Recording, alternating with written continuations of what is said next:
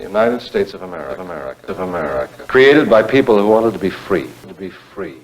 People with a firm belief in themselves and in the United States of America. After these messages, we'll be right back.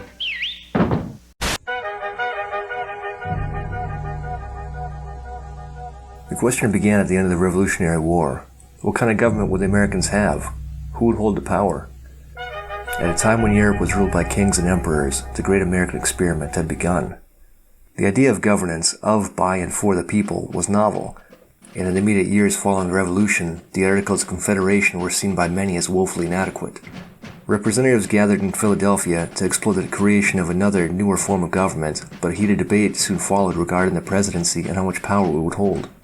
Many in attendance called for a weak central office, arguing that the heart and soul of the Republic was the Congress, and warned against the potential usurpation of power by a future American king. The reason why they would agree to a stronger presidency? A man, the war hero and leader of the Revolution, George Washington, had been convinced to run for the office. During a time of great change, Washington was but one of many great men that left his indelible mark in our society, men that would, decades later, come to be referred to as the Founding Fathers.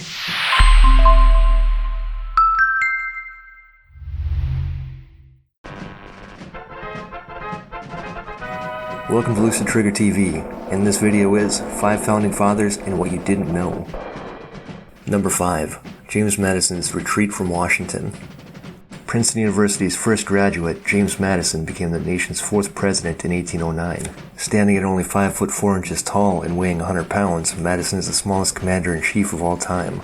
Despite this, he was one of only 2 presidents to be directly involved in a military engagement while in office. During the War of 1812, President Madison attempted to rally his troops as the British marched on Washington, D.C. Not exactly what you'd call a rousing success, Madison and his men were routed, and the White House, Capitol building, and other local landmarks were all set ablaze. It was the only time a president had been forced to flee the capital due to foreign invasion. Thankfully, though, a torrential rainstorm would sweep through the city, saving it from complete destruction. While most historians say the U.S. lost the war, it did have a far-reaching impact on the country, as it ended decades of bipartisan infighting in the government and ushered in a so-called era of good feelings. 4!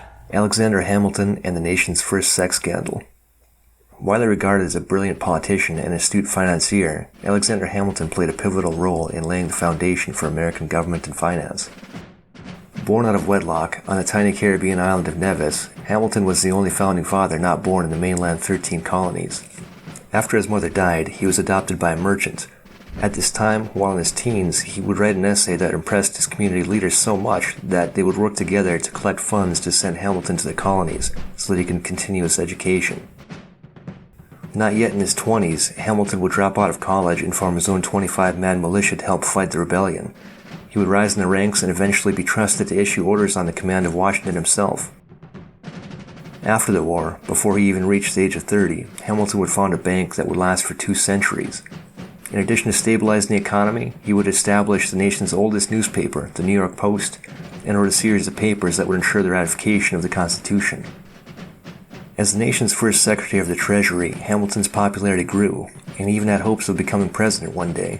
These hopes would come to an end when he published a 95-page pamphlet detailing his salacious year-long affair with a married woman named Maria Reynolds. Why would Hamilton ruin his own political career? You see, Maria's husband James had long been aware of the affair. Hey, unless you pay me, I am going to let this story out that you were banging my wife? When James got arrested for forgery, in his attempt to steal the pensions of Revolutionary War soldiers, he lied and said Hamilton was embezzling money. I was told to say it, and I don't particularly want to get into trouble, but then after all, what have I got to lose? In order to clear his name, Hamilton published the Reynolds pamphlet, in which he apologized and confessed to his indiscretions with Maria. Hamilton's ploy worked, and he was cleared of wrongdoing, but in the process, his political career was ruined. 3! Aaron Burr, murderer, vice president, and almost emperor of Mexico. Aaron Burr is infamous for being the sitting vice president that shot and killed his longtime friend Alexander Hamilton. Facing potential hanging, Burr fled New Jersey and went into hiding in Georgia. Not long after, with the help of some Republican senators, the felony charges in New Jersey were dropped, and Burr was able to serve the rest of his term, though he was dropped from the ticket for Thomas Jefferson's re-election bid. Now here's where the story gets strange. With Burr's political career in shambles, he set about aggressively recruiting allies, with a master plan of seizing America's western territories, specifically that of Louisiana, whose land was mostly unsettled and borders were disputed by Spain. From there, Burr would build his empire and his army, intent on taking Mexico, where he would declare himself king. Burr's plan would fall apart, however, when one of his top generals turned against him. Burr would face treason charges but ultimately was acquitted.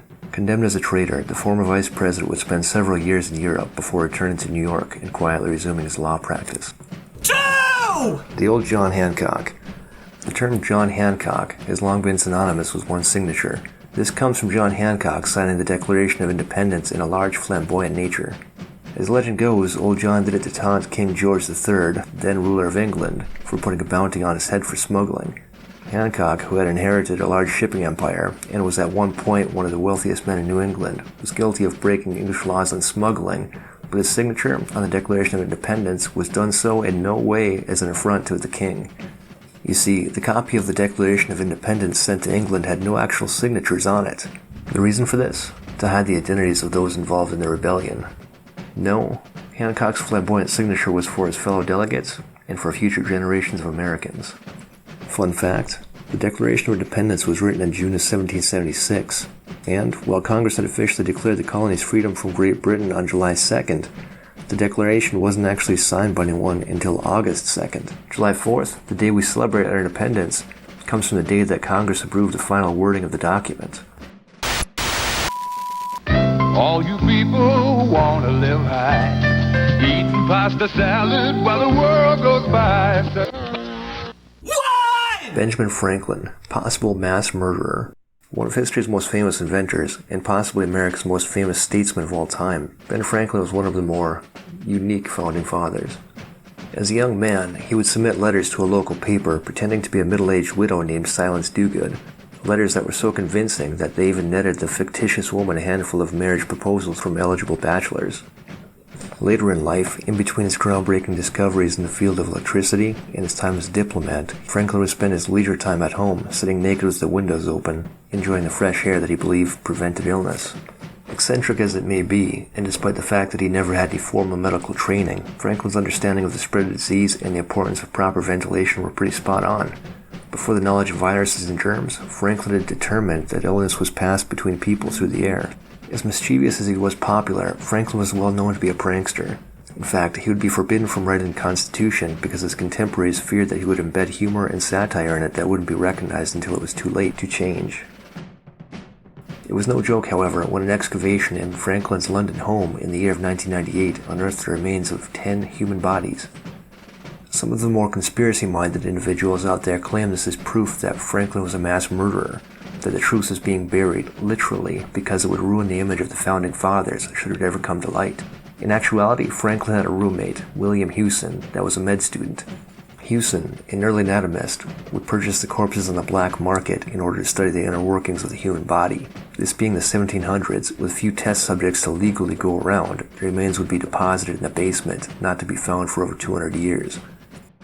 Franklin may have tried out drunken satanic sex orgies as a member of the Hellfire Club, but he certainly wasn't into chopping up bodies, and it's likely he never even helped handle the bones. There you have it, 5 icons of patriotism, and some things you may not have known about them. Have a few favorites of your own? Feel free to share in the comments box below, and as always, remember to like and subscribe. Thank you for this unsolicited